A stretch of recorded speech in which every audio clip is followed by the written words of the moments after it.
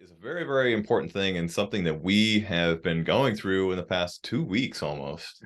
Yeah, pretty significantly. And that is loneliness in relationship. Yeah, it's something that's not really talked about that much in relationships. Mm-hmm. Because I'm willing to bet most people in relationships feel some element of loneliness as well. Mm-hmm. Because there are certain things in life that you just have to face alone too. Mm-hmm. That is like part of your healing journey or your growth journey or your hero's journey. Mm-hmm.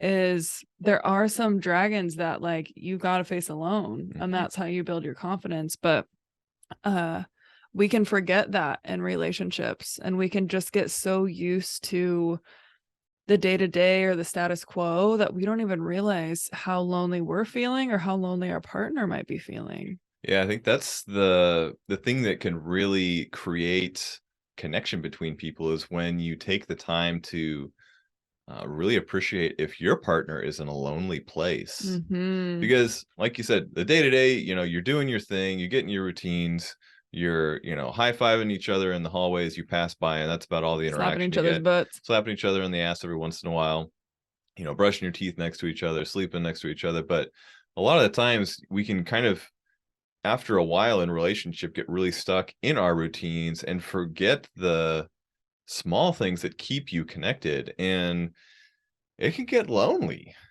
And unfortunately, it happens really kind of slowly and invasively and subtly.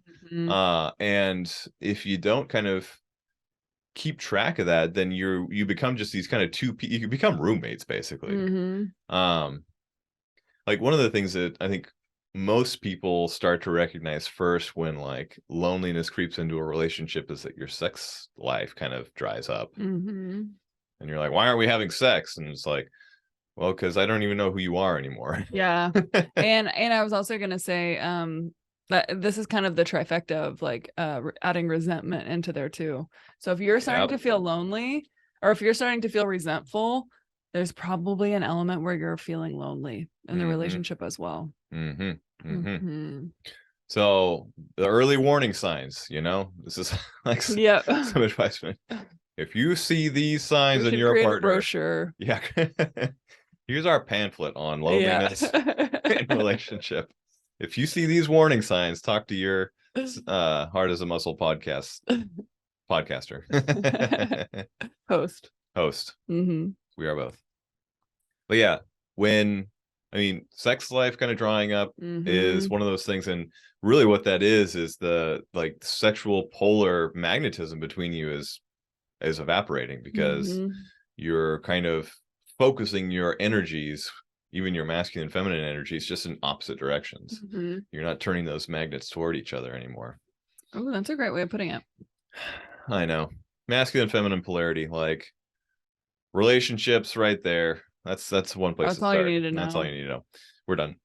But sex life drying up, that can be one thing. And to broker that conversation again of like, hey, how come we're not having sex anymore? You need to come with a lot of compassion and not a lot of judgment and like accusations of like, what the fuck? What's wrong with you? Why aren't you doing your duty? Yeah, why are you so like barren? Why are you frigid all of a sudden? Yeah. Oh man. Frigid.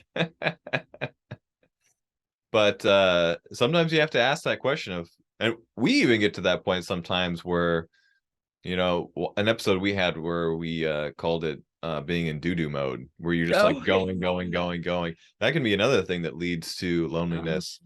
And where you can just kind of ask that question of like, hey, we haven't had sex in like a week and some change. Like, is everything okay? Are you in doo-doo mode, or are you? Am I in doo-doo mode? In doo-doo mode? So yes, early warning sign number 1, sex life getting dry. What's early warning sign number 2?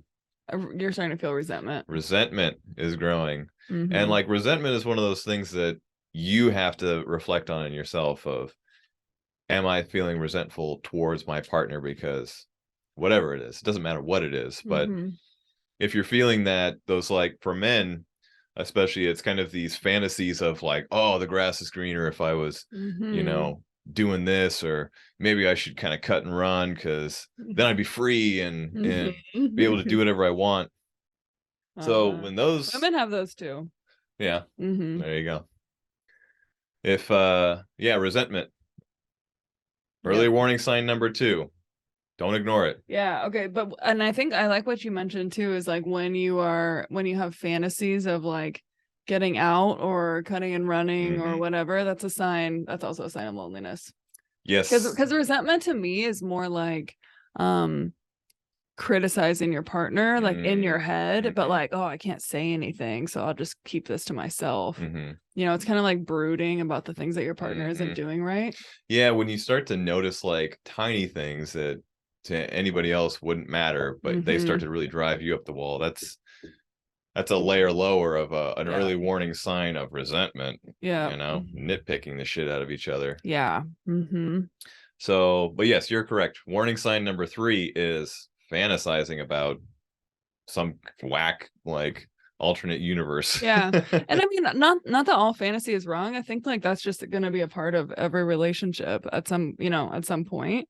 That's just a part of our parts being human, you know. But like, speaking for my own past experience, this is where I catch myself in this, where you're creating this like fantasy world that honestly, when you take a step back and you're just like, none of that would actually happen. Like, yeah, because you kind of start to create this fantasy around like what you want your life to be and all the things you're going to do and like the person you're going to be, and then you're going to like go out and whatever, score with chicks or something like that. And like you step back and you're like, nah, that would never happen. And like that wouldn't be that fun. But yes, fantasizing about alternate realities, early warning sign number 3. Any other good early warning signs for loneliness? Kind of when the relationship starts to feel exhausting. Yeah, I would say, or yeah, like where you just feel extra exhausted in the relationship. Yeah, where to me that really comes through when like the relationship of like interacting with someone becomes really exhausting. Yeah. Or like super unfulfilling. Like it just makes me feel worse. Like when you feel worse when you're like talking with your partner about something than when you keep it to yourself, that's a sign that there's some loneliness in there, that some need isn't being met. All of these, by the way, like may or may not equal loneliness for you, but there probably is an unmet need for you that's not being met if you're feeling this. Yeah. We'll cut it there. So sex life going dry. We should have a whole other episode on fantasies and stuff too, because I want to talk about our heart center, how we have salvation fantasies of like the perfect person coming to save us too. So, but that's a whole other episode. So teasing coming soon on season 4. Yeah. But yeah, sex life going dry, resentment growing, fantasies are brewing, and then yeah, just exhaustion of being in the same space with someone. Yeah. Well, and like maybe we can also give a practical example of what we were going through, and I'd like to ask you like more of what you were feeling during that time, but I'd kind of like to share my epiphany that I had. All right. About kind of how all of this started. Well, first of all,